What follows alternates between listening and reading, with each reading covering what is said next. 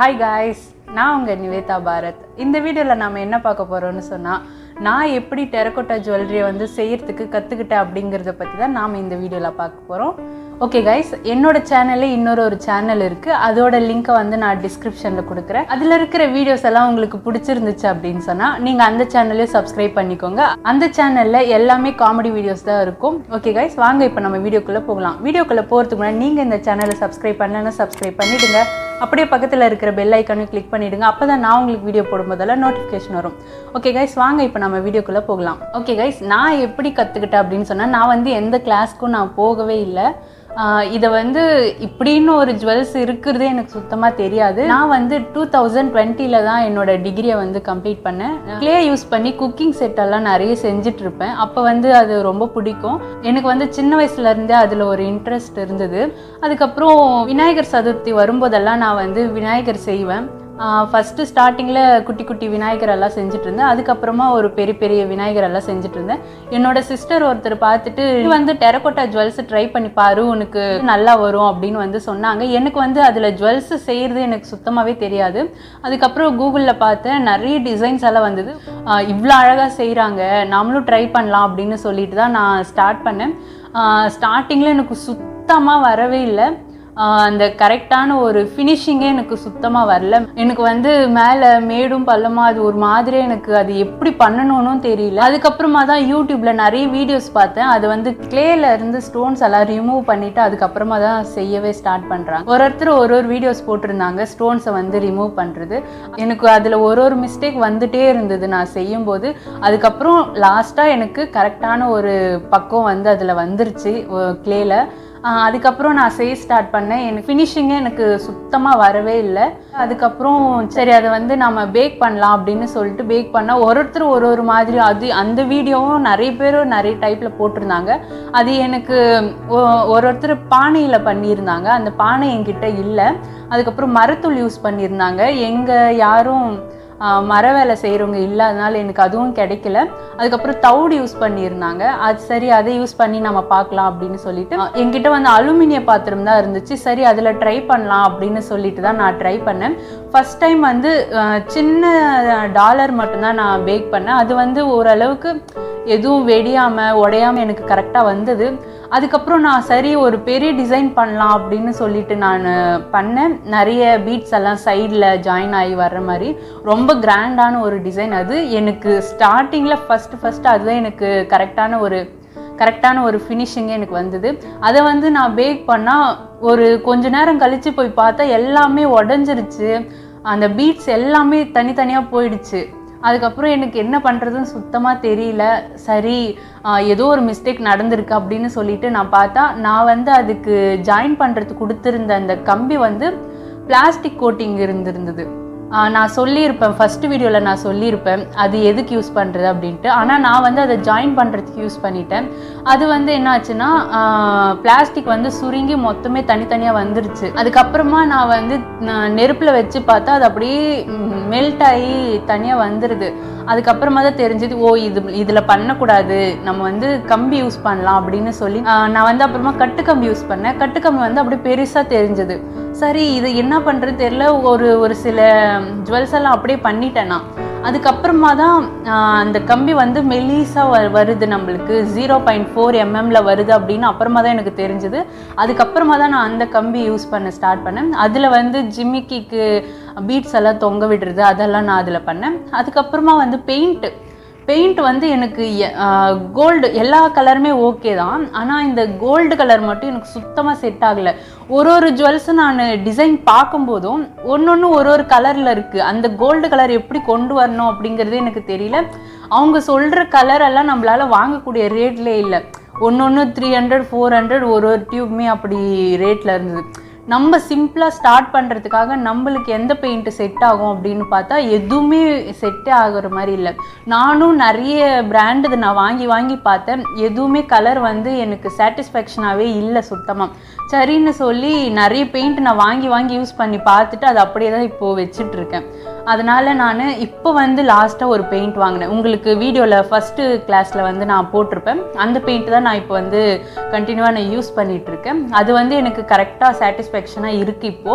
இப்படி தான் வந்து நான் ஒரு தப்பாக நான் வீடியோவில் வந்து நிறைய பேர்கிட்ட நான் கொஸ்டின் கேட்டிருக்கேன், டவுட்ஸ் கேட்டிருக்கேன் எப்படி பண்ணணும் அப்படின்ட்டு. எனக்கு நிறைய யூடியூபர்ஸ் கிட்டேருந்து எனக்கு ரிப்ளை கரெக்டாக வந்தது கிடையாது.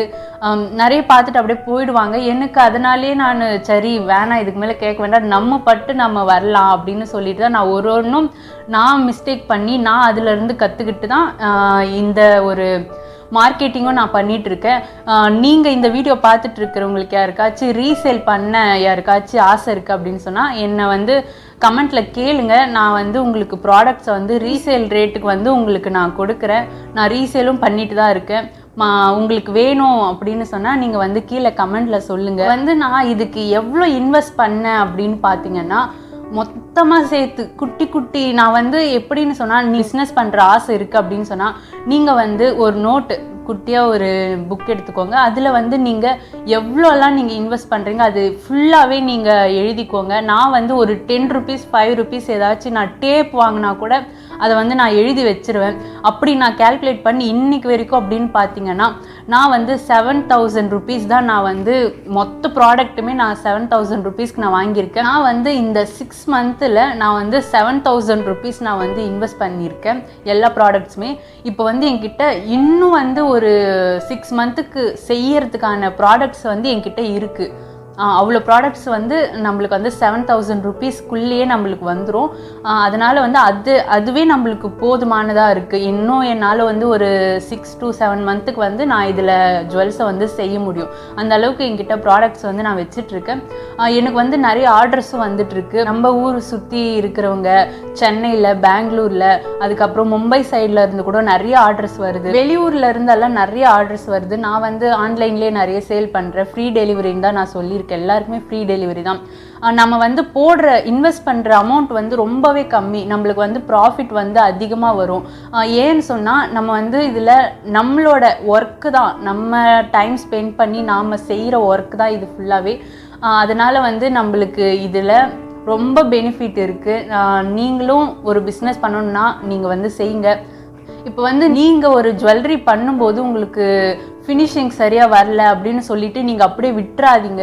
ஸ்டார்டிங்கில் யாருக்குமே வராது. நான் வந்து கிளாஸுக்கும் போல எதுவுமே போல் நான் சும்மா ட்ரை பண்ணேன். அதுக்கப்புறம் சரி திங்ஸ் எல்லாமே நான் ஆர்டர் கொடுத்து வாங்கிட்டதுக்கப்புறம் சரி விட்டுறலாம் அப்படின்னு சொல்லி தான் நான் இருந்தேன். அதுக்கப்புறமா இல்லை, ட்ரை பண்ணி நம்ம வீட்டில் போட்டுக்கிறதுக்காச்சும் குட்டியாக செஞ்சு வச்சுக்கலாம் அப்படின்னு சொல்லிட்டு தான் நான் ஸ்டார்ட் பண்ணது. நான் வந்து 1 மந்த் வந்து அதை செய்ய ஸ்டார்ட் பண்ணேன்.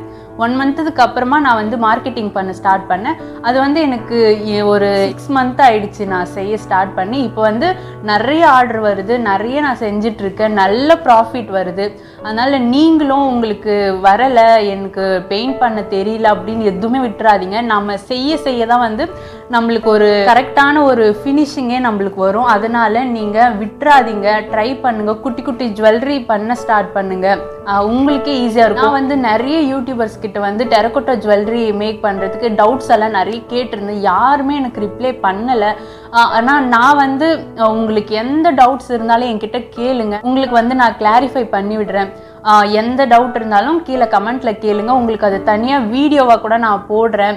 இல்லைனா உங்களுக்கு கமெண்ட்லேயே நான் கிளாரிஃபை பண்ணிடுறேன். அப்படி இல்லைனா உங்களுக்கு தனியாக வீடியோ வேணும் அப்படின்னு சொன்னீங்கன்னா நான் வீடியோவும் உங்களுக்கு போடுறேன். ஏன்னா எனக்கு தெரியும், நான் வந்து ஒரு கிளாஸுக்கு போகலை, எதுவுமே போகலை. நானாக தான் கொஞ்சமாக மிஸ்டேக் பண்ணி நான் கற்றுக்கிட்டேன். அதுபோல் உங்களுக்கும் யாருக்காச்சும் ஆசை இருக்கும் இது மாதிரி செய்யறதுக்கு, கிளாஸ் போக முடியாமல் இருக்கலாம், உங்கள் ஊரில் வந்து கிளாஸ் எடுக்காமல் இருக்கலாம்.